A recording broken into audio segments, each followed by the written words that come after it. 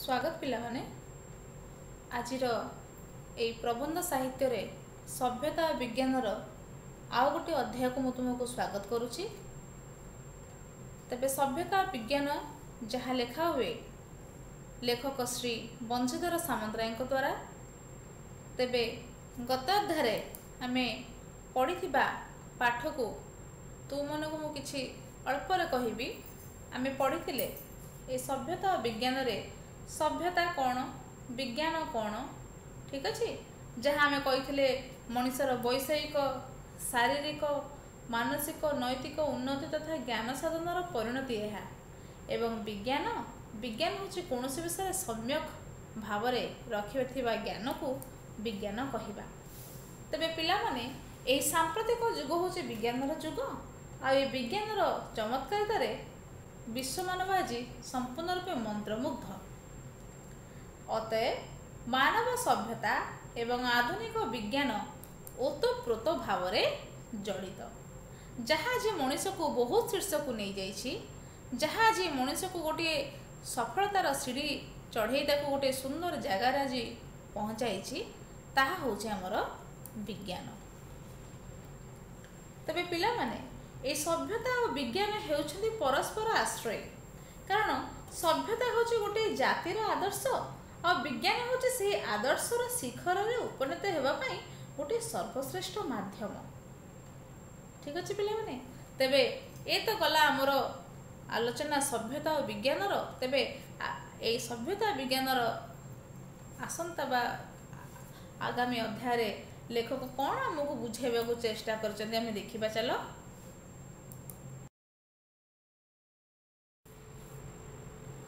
आधुनिक सभ्यतार विपक्षवादी माने कहती जे एही सभ्यता मानवर ईश्वर विश्वास कमई दे ताहाको विपथगामी करि पकाइछि। सर्वत्र संयमर अभाव परिलक्षित हेउछि। मानव मानव प्रति स्नेह सौहार्द्य न देखाई हिंसा द्वेषर चरम सोपान देखाइबाको छाड़ू नाहांती। वैज्ञानिक माने मारात्मक गैस और विस्फोरकर उद्भावन करी मानव को ध्वंस पथर पथिक करुछन्ति। अवश्य विज्ञानर केतक आश्चर्यजनक पदार्थ बल ध्वंस साधित हेउछि, मात्र ताहा विज्ञानर दोष नुहे। साधारण मानव जेतेबेले सभ्यतार अर्थ बुझिब सेतेबेले जाई एहार अवसान हेब। तबे पिला माने लेखक कहउछन्ति जे एहा सत जे जो वैज्ञानिक माने मारात्मक गैस और विस्फोरक उद्भावन करिछन्ति, जहाको पाइका मानव आज ध्वंस पथर पथिक साजिछि, किंतु से विज्ञानर से आश्चर्यजनक पदार्थ बल ध्वंस साधित होछि एवं जहा मानव कल्याण रे लागुछि, किंतु ताहाको लेखक एठारे विज्ञानर दोष बोली कहि नाहांती। तेणु साधारण भाव जेतेबेले मानव सभ्यतार अर्थ बुझिब सेतेबेले जाई एहार अवसान हब।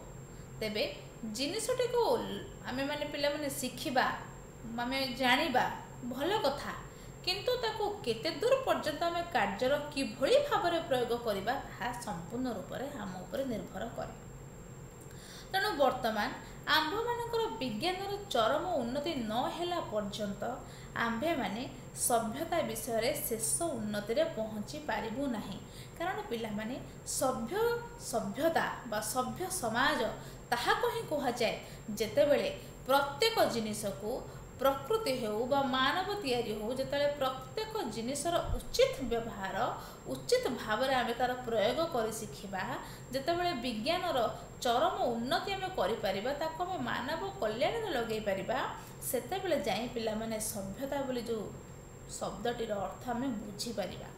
एवं सेतिक नुहे बरम तार चरम सोपान बा तार शीर्ष देश आमे पहुँची पारिबा। सबुठारु सभ्य जाति हिसाब रे मानव बोली आमे निजको परिगणित करि परिबा। तेणु सेही शेष सीमा पर्यंत जो व्यतिक्रम गुड़िक दृष्ट हेब ताहा सबु काल रे सबु जुगरे होइथिला एवं यह संभव। जेतेबेले आधुनिक सभ्यतार आदर्श प्रत्येक जानिबे सेतेबेले मैत्रीर ध्वजा उड़िब। वर्तमान जाति संघ बा जहाको कहा जाए लीग ऑफ नेशंस तार सूत्रपात करिछि, मात्र वर्तमान एही संघर कार्यप्रणाली समस्ते मानु नाहांती। तथापि आशा करा जाए जे भविष्य रे ଯେତେବେଳେ ସମସ୍ତେ ନିଜ ନିଜ ପ୍ରତି କର୍ତ୍ତବ୍ୟ ବୁଝିପାରିବେ ସେତେବେଳେ ଏସବୁ ଅନର୍ଥ ଦୃଷ୍ଟିଗୋଚର ହେବ ନାହିଁ। ତେବେ ପିଲାମାନେ ସେ କ'ଣ କହିଛନ୍ତି ନା ବିଜ୍ଞାନର ଯେତେବେଳେ ଚରମ ଉନ୍ନତି କିଭଳି ଭାବରେ ସମ୍ଭବ ଯେତେବେଳେ ଆମେ ତାକୁ ସଦୁପଯୋଗ କରିପାରିବା। ତେବେ ସେ ପର୍ଯ୍ୟନ୍ତ ନିହାତି ରୂପରେ ଆମର ପ୍ରୟୋଗ ଆମର ଶିକ୍ଷା ଦୀକ୍ଷା ସବୁ ଚାଲୁ ରହିବ। କାରଣ ସେତିକି ନହେଲେ ଆମେ ତାହାକୁ ଠିକ୍ ବାଟରେ କ'ଣ କରିବା ତାକୁ ସଦୁପଯୋଗ କରିପାରିବା ନାହିଁ। ତେବେ ସେଥିପାଇଁ ସେ କହୁଛନ୍ତି ଯେ ସେତେବେଳେ ମୈତ୍ରୀର ଧ୍ୱଜା ଉଡ଼ିବ କେତେବେଳେ ଯେତେବେଳେ ପ୍ରତ୍ୟେକ ଦେଶ ପ୍ରତ୍ୟେକ ରାଷ୍ଟ୍ର ପ୍ରତ୍ୟେକ ରାଜ୍ୟ ପ୍ରତ୍ୟେକ ମଣିଷ ଭିତରେ ଗୋଟେ ସୁନ୍ଦର ସମ୍ପର୍କ ଗଠନ ହୋଇପାରିବ। ଯେତେବେଳେ ଗୋଟେ ସମସ୍ତେ ଏକ ଲୟ ଏକ ଉଦ୍ଦେଶ୍ୟରେ ଆମେମାନେ କାମ କରିପାରିବା। ତେବେ ସେଥିପାଇଁ କ'ଣ କରାଯାଇଛି ନା ଜାତିସଂଘ ଯାହାକୁ କୁହାଯାଏ ଲିଗ୍ ଅଫ୍ ନେସନ୍ସ ବୋଲି ଆମେ କହୁ ତାର ସୂତ୍ରପାତ କରିଛି। ଠିକ୍ ଅଛି। କିନ୍ତୁ ସେ କହିବା କଥା ଯେ ଏହି ଜାତିସଂଘ ଯାହା ବର୍ତ୍ତମାନ ଯେଉଁ କାର୍ଯ୍ୟ କରୁଛି ତାହାର କାର୍ଯ୍ୟପ୍ରଣାଳୀକୁ ସମସ୍ତେ ମାନୁ ନାହାନ୍ତି। ତେବେ ଏ ତ ହେଉଛି ପିଲାମାନେ ଯାହା ଆମେ କହୁ ଯେ କ'ଣ ବର୍ତ୍ତମାନର ପରିସ୍ଥିତି ବର୍ତ୍ତମାନର ସମାଜରେ ଭୂମିକା। ତେବେ ସେ କହୁଛନ୍ତି ଯେ ଭବିଷ୍ୟତରେ ଯେତେବେଳେ ସମସ୍ତେ ନିଜ ନିଜ ପ୍ରତି କର୍ତ୍ତବ୍ୟ ବୁଝିପାରିବେ ଜାଣିପାରିବେ ସେତେବେଳେ ଏହି ସବୁ ଅନର୍ଥ ଦୃଷ୍ଟିଗୋଚର ଆଉ ହେବ ନାହିଁ।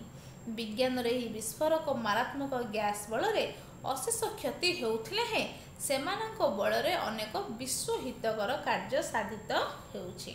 ତେଣୁ ଏହି ଯୁଦ୍ଧ ଆଉ ଧ୍ୱଂସ ଯାହା ମନୁଷ୍ୟର ଅନ୍ତର୍ନିହିତ ପ୍ରବୃତ୍ତି ତାହାକୁ ବିଜ୍ଞାନ ଦ୍ୱାରା ଆମେ କ'ଣ କରିପାରିବା ସମାଧାନ କରିପାରିବା। ତାକୁ ଆମେ ଭଲ ଭାବରେ ତାକୁ ଆମେ ସମାଧାନ କରିପାରିବା। ତେବେ ଏହି ଯୁଦ୍ଧଜନିତ ରକ୍ତପାତ କ୍ଷୟକ୍ଷତି ଧ୍ୱଂସ ମଣିଷ ମନରେ ସୃଷ୍ଟି କରିବ ନିଶ୍ଚିତ ରୂପରେ ଅନୁତାପ ଏବଂ ସ୍ନେହ ଶାନ୍ତି ସହୃଦତା ପାଇଁ ସେ ନିଶ୍ଚିତ ରୂପରେ ବ୍ୟାକୁଳ ହେବ। ଫଳରେ ଏହି ଯେଉଁ ଲୋମହର୍ଷଣକାରୀ ଦ୍ୱିତୀୟ ବିଶ୍ୱଯୁଦ୍ଧ ପରେ ପୃଥିବୀରୁ ଯୁଦ୍ଧର ଭୟ ନିରାକରଣ କରି ବିଶ୍ୱ ମାନବକୁ ଗୋଟିଏ ଗଣ୍ଠିରେ ଗୋଟିଏ ପାଶରେ ଆବଦ୍ଧ କରିବା ପାଇଁ କ'ଣ ହେଇଥାଏ ନା ନିଶ୍ଚିତ ସମସ୍ତେ ପ୍ରୟାସ କରିବେ। ଆଉ ଯାହାକି ଉଦ୍ଦେଶ୍ୟ ହେଉଛି ବର୍ତ୍ତମାନ ଏହି ଜାତିସଂଘର। ହୁଏତ ତାର ଉଦ୍ଦେଶ୍ୟ ବହୁତ ମହତ୍ କିନ୍ତୁ ହୁଏତ ମାନବ ସମାଜ ତାହାକୁ ନ ମାନିପାରେ କିଛି ମାତ୍ରାରେ। ଯେମିତି ଗୋଟିଏ ଉଦାହରଣ ଦେଇଛନ୍ତି ଡିନାମାଇଟ୍ ନାମକ ବିସ୍ଫୋରକ ସାହାଯ୍ୟରେ ତୁଙ୍ଗଗିରି ଫଟାଇ ନିଜର ଇପ୍ସିତ କାର୍ଯ୍ୟ ଅକ୍ଳେଶରେ ସାଧନ କରାଯାଇପାରୁଛି। ବିଭିନ୍ନ ସାମୟିକ ପଦାର୍ଥ ବଳରେ ମାନବର ବିଭିନ୍ନ ରୋଗ ଓ ରୋଗର ଜୀବାଣୁ ପ୍ରଭୃତି ନଷ୍ଟ କରାଯାଇପାରୁଛି। ସେମାନଙ୍କର ଅପକାରିତା ମାନବର ଜ୍ଞାନର ଅଳ୍ପତା ଯୋଗୁଁ ହିଁ ସଂଘଟିତ ହେଉଛି ବରଂ ବିଜ୍ଞାନ ବଳରେ ନୁହେଁ। କ'ଣ କହିଛନ୍ତି ନା ଯେଉଁ ବିସ୍ଫୋରକ ବା ମାରାତ୍ମକ ଗ୍ୟାସ୍ ତେବେ ତାରି ବଳରେ ଅନେକ ବିଶ୍ୱହିତକର କାର୍ଯ୍ୟ ସାଧିତ ହେଉଛି। ପିଲାମାନେ ତୁମେମାନଙ୍କ ପାଖରେ ଅନେକ ଉଦାହରଣ ଥିବ ବିଭିନ୍ନ ପ୍ରକାର କଳକାରଖାନା ହେଉ ବିଭିନ୍ନ ପ୍ରକାରର ପାହାଡ଼ ଫଟାଇବାର ହେଉ ବା ଯେକୌଣସି ଜାଗାରେ କୌଣସି ମାନେ ଡେଞ୍ଜରିୟସ୍ ୱାର୍କ ହେଉ ଯାହା ବି ହେଉ ଯାହାକୁ ଆମେ ବ୍ୟବହାର କରୁ ବିଜ୍ଞାନ ସୃଷ୍ଟ ଅନେକ ଗୁଡ଼ିଏ ସାଧନ ଆମେ ବ୍ୟବହାର କରିଥାଉ ଏବଂ ତାହା କେବଳ ଆମରି ନିଜର ସୁବିଧା ପାଇଁ ଯାହାକୁ ଆମେ ଅକ୍ଳେଶରେ ବହୁତ ଇଚ୍ଛା କରୁଥିବା କାର୍ଯ୍ୟକୁ ଆମେ ସାଧନ କରିପାରୁଛୁ। ଗିରି ଫଟାଇ ଆମେ ରାସ୍ତା ତିଆରି କରିପାରୁଛୁ ଗିରି ଫଟାଇ ଆମେ ପାହାଡ଼ ଫଟାଇ ଆମେ ରାସ୍ତା ତିଆରି କରିବା ସହିତ ଆମେ ବିଭିନ୍ନ ପ୍ରକାରର କଳକାରଖାନା ମାନ ବସାଇ ପାରୁଛୁ। ଆଉ କ'ଣ ପାଇଁ ନା ଏଇ ମାନବ ସମାଜର କଲ୍ୟାଣ ପାଇଁ। ତେବେ ଧର୍ମ ଭାବ ଓ ଈଶ୍ୱର ବିଶ୍ୱାସ ବିଜ୍ଞାନ କମାଇ ଦେଇଛି ବୋଲି ଅନେକ ଅଭିଯୋଗ କରନ୍ତି। ତେବେ ଯେଉଁମାନେ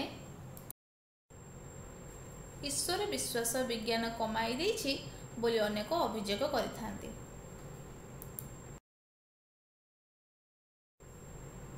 ତେବେ ପିଲାମାନେ ଏଇ ଯେଉଁ ଧର୍ମ ଭାବ କଥା କହୁଛୁ ଆମେ ଯେଉଁ ଈଶ୍ୱର ବିଶ୍ୱାସ କଥା କହୁଛୁ ବିଜ୍ଞାନ କମାଇ ଦେଇଛି ବୋଲି ଅନେକ ଅଭିଯୋଗ କରିଥାନ୍ତି।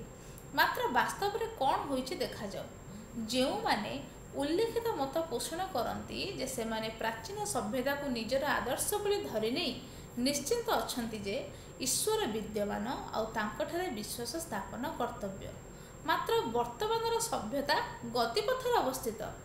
ତାହା ଲାଭ କରିବାକୁ ଆମ୍ଭେମାନେ ଅତୀତ ଅଭିଜ୍ଞତାର ସାହାଯ୍ୟ ନେଇଥାଉ, ମାତ୍ର ଅତୀତ କଥାକୁ ମାନି ନେଇନଥାଉ। ଆମ୍ଭେମାନେ ବିଜ୍ଞାନ ବଳରେ ସେହି ବିରାଟ ଶକ୍ତିର କଳନା କରିବାକୁ ଯାଇଥାଉ। ତେଣୁ ପ୍ରଥମେ ତାହାର ଉପସ୍ଥିତି କାହିଁକି ବିଶ୍ୱାସ କରିନେବୁ? ପିଲାମାନେ, ଇଏ ହେଉଛି ବିଜ୍ଞାନର କଥା। ତେଣୁ ଯେଉଁମାନେ ବିଜ୍ଞାନରେ ବିଶ୍ୱାସ କରନ୍ତି ସେମାନେ ଏଇଭଳି ଭାବରେ କ'ଣ କରନ୍ତି? ତାଙ୍କର ମତ ପୋଷଣ କରନ୍ତି। ତେବେ ସେ କହୁଛନ୍ତି, ଲେଖକ କହୁଛନ୍ତି ଯେ ଈଶ୍ୱର ବିଦ୍ୟମାନ, ତାଙ୍କଠାରେ ବିଶ୍ୱାସ ସ୍ଥାପନ କର୍ତ୍ତବ୍ୟ। କିନ୍ତୁ ବର୍ତ୍ତମାନର ସଭ୍ୟତା ପିଲାମାନେ ଗତିପଥରେ ଅବସ୍ଥିତ, ଯାହାକୁ ଆମେ କହୁ କ'ଣ ନା ଗୋଟିଏ ଡାଇନାମିକ୍ ଷ୍ଟେଟ୍ ଅଫ୍, ଯେଉଁଟା ଆମେ କହୁ କ'ଣ ଗୋଟେ ମୋସନ୍ରେ ଅଛି ବର୍ତ୍ତମାନ ଆମର ସମାଜ ଆଉ ସଭ୍ୟତା।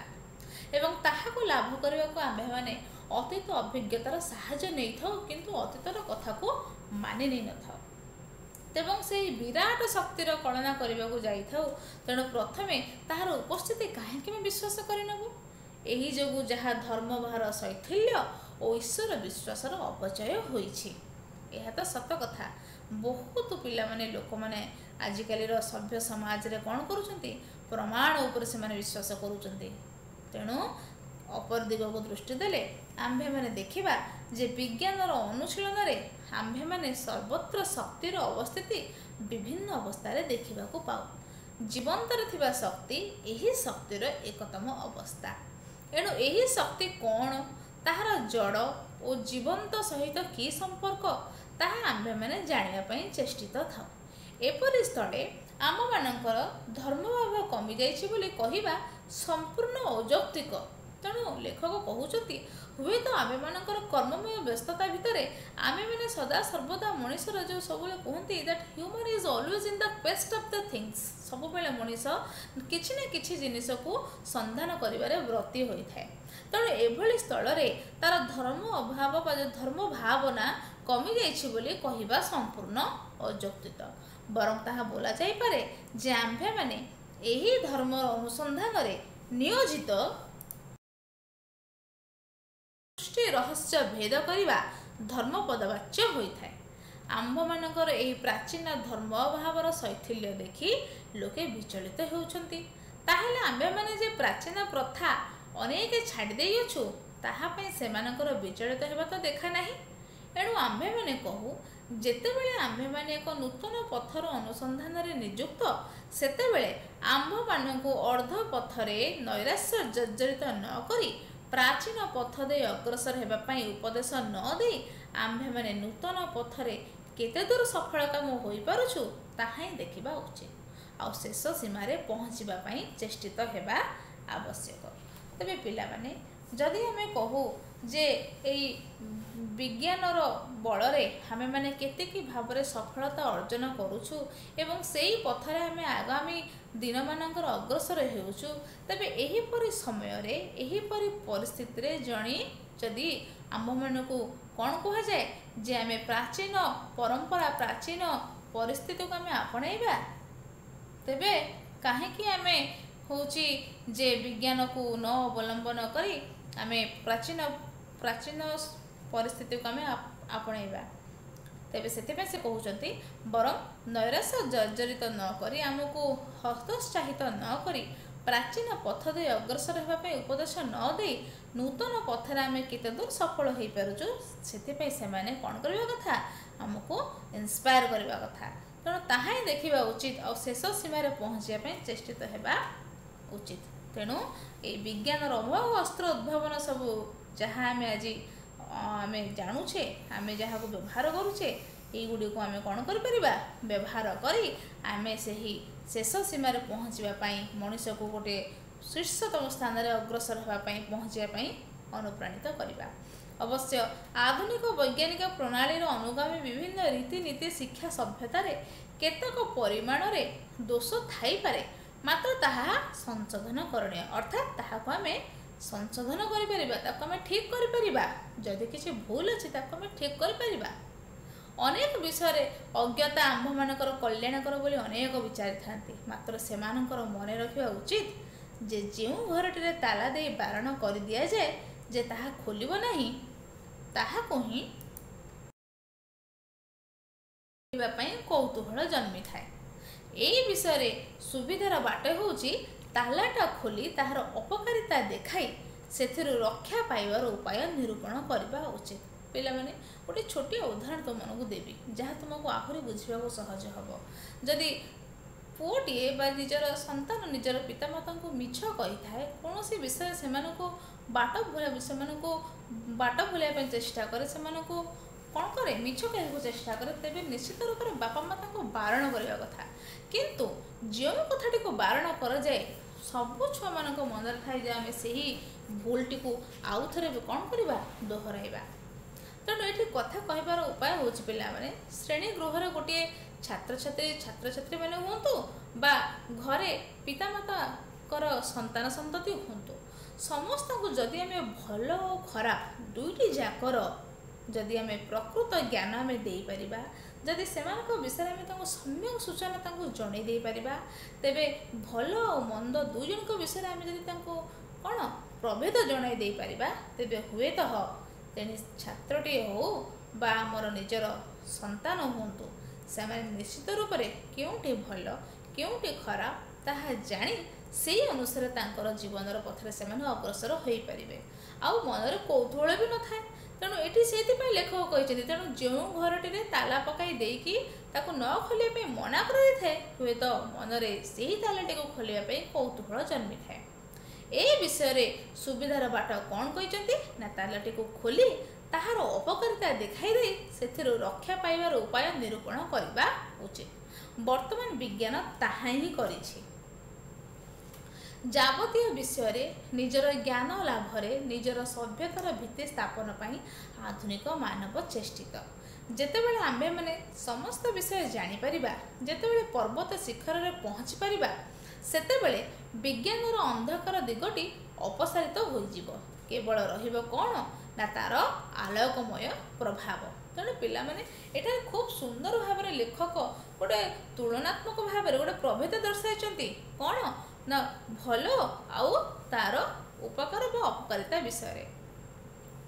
तबे पिला माने आमे जानू जे आधुनिक विज्ञान जनजीवन को संपूर्ण रूप प्रभावित कर सारी।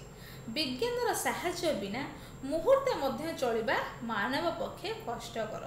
तेणु विज्ञान मानवर आज्ञावह दास स्वरूप कार्य करुछि किंतु विज्ञान मालिक भूमिकार अवतीर्ण हेले परिणाम हुए कौन अत्यंत खराब अत्यंत विषमय। तेणु पिला माने एइथुर आमे जानि परिबा जे सबु विषय को आमे जानिबा शिखिबा ताको आमे प्रयोग करिबारे किंतु बारंबार हमको भाबिबाकू दरकार। तेणु सेतिक बेले ही विज्ञानर अंधकार दिगटी अपसारित होइजिवो आउ रहिबो केवल आलोकमय प्रभाव। सेथिरु आमे केवल मानव कल्याण मानव समाजर हित पई आमे व्यवहार करि परिबा। देखिबाकू गले प्राचीन सभ्यता मध्य एही विज्ञान को पथ प्रदर्शक बोली धरि नेइथिला। तत्कालीन लोके केतक विषय ही ज्ञान लाभ करथिले अपर केतक विषय पारि नथिले। तेणु पार्थक्य ही हेउजी एइठारे। एणु आम्भे माने कहियाकू चाहूँ जे आधुनिक सभ्यता तार लक्ष्य पथरे पहुँचीबा पई उद्योग करुछि। एही पथरे पहुँचीबा पई से विज्ञान को पथ प्रदर्शक रूपे वर्ण करि नेछि। ताहारी बलरे जे आम्भे माने अनेक दूर अग्रसर होइथाय ताहा समस्ते देखि पारुथिबे। जेगुड़िक पथ प्रदर्शक दोष रूपे वर्णित होउछि सेगुड़िक वास्तव में पारिपार्श्विक पदार्थ मानकर जात और सेथिरे विज्ञानर दोष नाही बोली लेखक कहउछन्ति। ठीक अछि पिला माने तेबे आउ कोन कहउछन्ति ना आम्भे माने अतीत प्रति दृष्टिपात करी वर्तमान को देखिले देखुथाई जे विज्ञान आसादित भाव में आम्भ मानू सभ्यता अन्वेषण रे बाट देखाई आसी। तेबे आगुरी मध्य पिला माने तुमको मु कहिछि जदि आमे सभ्यतार शीर्षतम सोपान को अतिक्रम करी शीर्षतम स्थान रे पहुँचवाकू चाहिबा तेबे निश्चित रूप से विज्ञान को ही आमर सर्वश्रेष्ठ माध्यम रूपे गणना करिबा। विज्ञान को अवलंबन करने द्वारा ही आमे सेई सफलतार सीढ़ी आमे चढ़ी परिबा एवं तार उपयुक्त फल उपयुक्त कौन तो परिणाम आमे भोग करि परिबा। तेणु आम्भ मैंने दिने से ही पथ प्रदर्शक साहाय्य जावतीय विषय सर्वांगीन उन्नति ज्ञान लाभ करी एक अलौकिक सभ्यतार अधिकारी हो पारिबु बोली पूर्ण आशा पोषण करूँ। तेबे पिला माने आमे जानू जे जमी तुमको मुझे आगुरी कहली जे विज्ञान आमर बहु उपकार साधना करने संगे संगे अपकार करें किंतु से विज्ञान दोष न थाए विज्ञान दोष से न थाए से थाए जहाँ से विज्ञान को प्रयोग कर माध्यम से थाए दोष ठीक अच्छे मुझे गोटे एग्जांपल दूसरी पिला माने द्वितीय विश्वयुद्ध समय जितेबाला जापान हिरोशिमा और नागासाकी उपर एटम बम पड़ी जो क्षयक्षति होता ताहाको इतिहास बोधहुए केबे मध्य भूली पारिबनी तार से कराल विभाषिका एबे भी मानवर मनरे भयर वातावरण सृष्टि करे। वर्तमान पृथ्वी रे नानाविध मारणास्त्र महजुद करी मध्य रखा जायछि। अनेक व्यक्ति आधुनिक पृथ्वी एक बारूदर भंडार बोली कहा जाउछि। तेबे कौन पे शक्तिर प्रदर्शन कौन पे मानव सभ्यता ध्वंस पाइजे बोली मनरे आशंका आसुछि।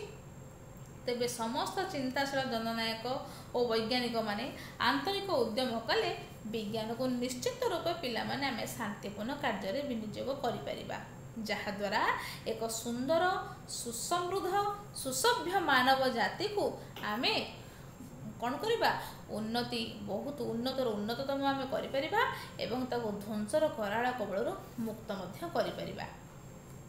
तेणु सर्वशेष पिला माने मुझे कही रखुची जे जदि धरारे शांतिर धारा को आमको बजाय रखा हुए तेबे धीर स्थिर चित्तरे शांति मनरे विचार विमर्श करी एही विज्ञानर प्रत्येकटी उत्पादन बा तार प्रत्येकटी द्रव्य को आम सदुपयोग करिपरिबा तेबे शांतिर प्रतिष्ठा द्वारा मर्त्ୟରେ मध्य स्वर्ग संपद लाभ हेबो एवं एथिपाई समस्त भी प्रशंसनीय आमर विज्ञान भी एवं आमर सभ्यता हेबो मध्य उन्नततम।